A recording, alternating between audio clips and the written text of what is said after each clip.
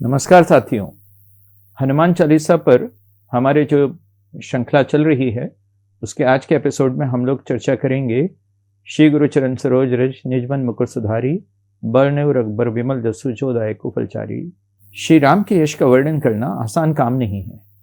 उसमें एक तो गुरु चरणों की कृपा की पूर्व शर्त है और उसकी दूसरी शर्त उस श्री गुरु के चरण रज से अपने मन दर्पण को सुधारना है। उसके बाद ही श्री राम के धर्म अर्थ काम मोक्ष फल देने वाले विमल यश का वर्णन किया जा सकता है। मन में अस्वच्छता हो, अविद्या हो, ईर्ष्या हो, महामोह हो, अज्ञान हो तो ऐसा यश वर्णन संभव नहीं है।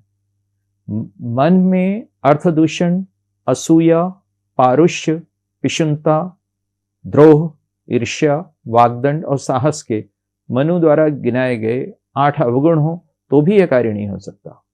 निज मन मुकुर का सुधरना किसी अंतः प्रज्ञा का जागरण है, कोई स्वदर्शन है, कोई आत्म साक्षात्कार है, कोई आत्मानुभूति है। श्री गुरु के आशीर्वाद से ही यह आत्मबोध तुलसी को हुआ है। श्री गुरु तुलसी को सिर्फ वेदज्ञ ही नहीं बनाए हैं, वे उन्हें तत्ववेत्ता भी बनाए हैं। उनसे अस्तित्व बोध भी हुआ है और परमार्थ ज्ञान भी मिला है तुलसी को। उनसे वे सुश्रुत भी हुए हैं और पराविद्या भी प्राप्त की है। मन तो चंचल था, लोभी, लालची भी, दुर्निग्रही भी। मन में धर्मानुचिंतन की अनुरतता नहीं थी, वह तल्लीनता नहीं थी। जब पूरे मनोयोग से काम किया जाए तभी वो यश वर्णन संभव है।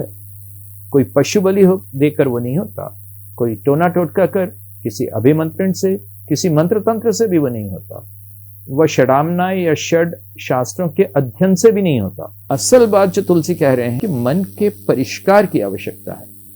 प्रभुदत्त ब्रह्मचारी भी यही कहते थे कि मन में न जाने कितने जन्मों का कचरा भरा हुआ है। राधेश्याम सरस्वती उस कचरे को काई कहते थे।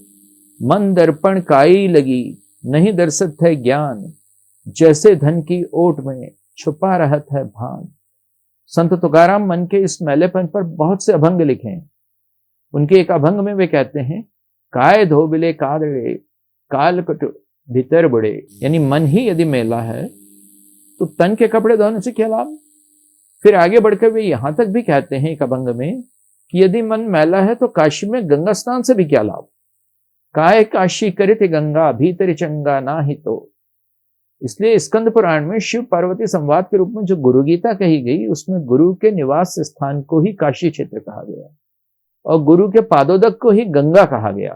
काशी क्षेत्रम निवासस्य जानवी चरणोदकम। मन में मैल की बात कबीर ने भी की थी। क्या घट ऊपर मंजन की जय भीतर मैल अपारा। उन्होंने भी यही कहा था कि मन का मैल छाड़ दे बौरे। तुलसीदास वही बात स्वयं पर ढालकर कहते हैं। स्वयं को एक उदाहरण या दृष्टांत की तरह पेश नहीं करते हुए बस अपने अनुभव की बात बहुत विनम्र और बहुत मीठे तरह से करते हैं। कभी सीधे डांट लगा देते हैं। नहाए धोए क्या हुआ जो मन मैल न जाए, मीन सदा जल में रहे धोए बास न जाए। दादू भी कह देते हैं, दादू पानी धो बावरे मन का मैल न जाए, मन निर्मल तब होगा जब हरि के गुण गाए। अब यहां एक अच्छा द्वंद्व पैदा होता है। रघुबर के विमल यश का गुणगान करने से पहले तुलसी तो कहते हैं कि मन दर्पण को स्वच्छ करना जरूरी है, जबकि दादू के हिसाब से मन का दर्पण तभी शुद्ध होगा, मन का मैल तभी जाएगा जब हरि का गुणगान होगा। तुलसी अपने लेखक के सामने एक तपहपूत हृदय की शर्त रखते हैं। लेखन से पूर्व की इतनी बड़ी कसौटी, इतना कठोर निकष तुलसी ने स्वयं के लिए प्रस्तावित किया। राइटिंग स्किल्स की आज बहुत बड़ी बातें की जाती हैं। तुलसी सिर्फ एक अर्हता बताते हैं, एक क्वालिफिकेशन, मन की स्वच्छता, मनस्विता। वेद में यही प्रार्थना तो की गई थी, आतु एतु मनः पुनः कृत्वे दक्षाय जीव से जोग च सूर्यम दृश्य। यानी ज्ञान, बल, जीवन और सूर्य दर्शन के लिए प्रवृत्त होने वाला मन होना चाहिए। तुलसी की कसौटी पर यदि लेखन होता तो क्या लेखन हो भी पाता।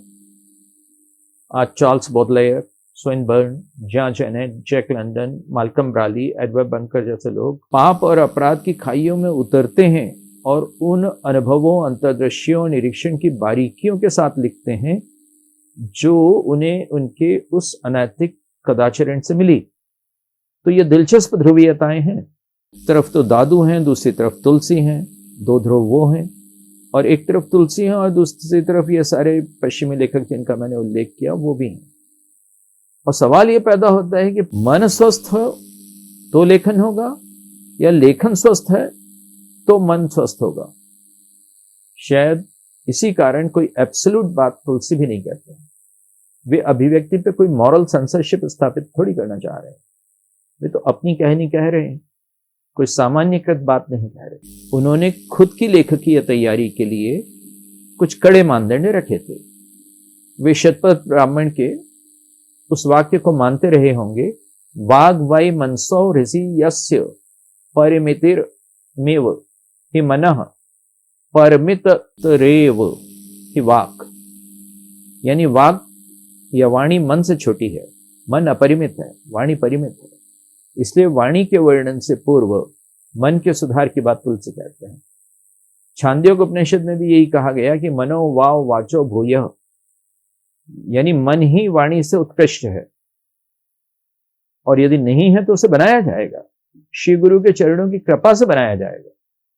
तुलसी का लेखन 500 साल बाद भी बना हुआ है, तो इसीलिए कि उन्होंने अपने सामने ये बड़ी चुनौती रखी थी और अपने मन के कीचड़ को साफ करके ही यह हिम्मत की थी कि वे रघुवर के विमल यश का गान करें। गुरु ने ही उन्हें इस हेतु मार्ग निर्देशित किया था। गुरु गीता में यही कहा गया था ना कि शोषण पाप पंकस्य दीपनम ज्ञान तेज सह गुरव पादोदकम सम्यक संसार अर्णव तारकम। यानी श्री गुरु का चरणामृत पाप रूपी कीचड़ का सम्यक शोधक है, ज्ञान तेज का सम्यक उद्दीपक है और संसार सागर का सम्यक तारक है। गुरु गीता कहती भी थी, गुरु उपदिष्ट मार्गेण मनः शुद्धि तु कार्येत, कि गुरु के द्वारा उपदिष्ट मार्ग से मन की शुद्धि करनी चाहिए, तभी जाकर उस अवस्था तक पहुंचा जा सकेगा जिसे उसी गुरु गीता ने स्फटिक मणि में स्फटिक मणि का और दर्पण में दर्पण का दिखना कहा है। स्फटिके स्फाटिकम रूपम दर्पणे दर्पणो यथा। तो मन मुकुर की, मन दर्पण की वही वास्तविक स्वच्छता है जो तुलसी अपने लेखन कर्म का निकष या कसौटी बनाते हैं। प्रणाम।